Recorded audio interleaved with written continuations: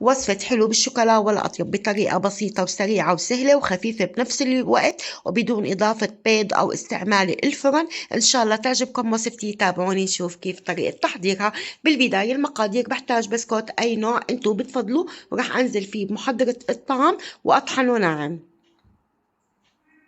بهذا الشكل. وهلا رح انزل بمعلقتين سكر باودر، ورح انزل بمعلقه فانيلا وذره ملح وخمس معالق كاكاو خام. جيبوا الكاكاو نوعه طيب تعطيكم نتيجه افضل. وهلا رح اخلطهم مع بعض كتير منيح.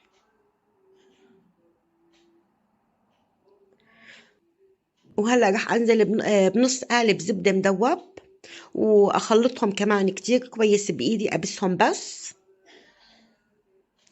شايفين بهذا الشكل. وهلا انا خلطت ربع كاسة حليب مع علبة قشطة، وراح اعجن البسكوتة فيها.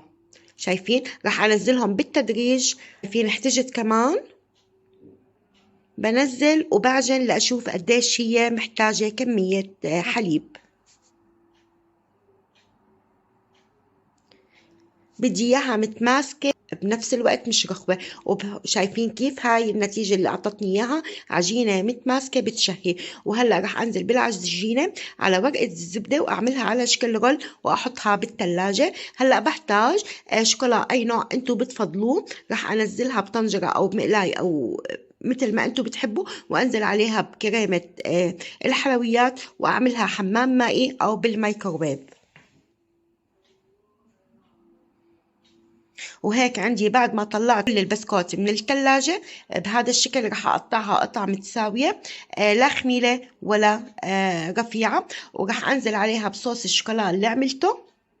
شايفين كيف؟ والتشكيل والتزيين مثل ما انتوا بتحبوا وبتفضلوا. ولا أطيب من هيك الصبح أو المساء مع فنجان القهوة، عالم تاني بتشهي. جربوها ومتأكدة رح تعجبكم وادعولي. حبايبي، كنت معكم نسرين السعدي. لو عجبتكم وصفتي ما تنسوا الاشتراك بصفحتي، وصحة وهنا للجميع. دمتم بأمان الله.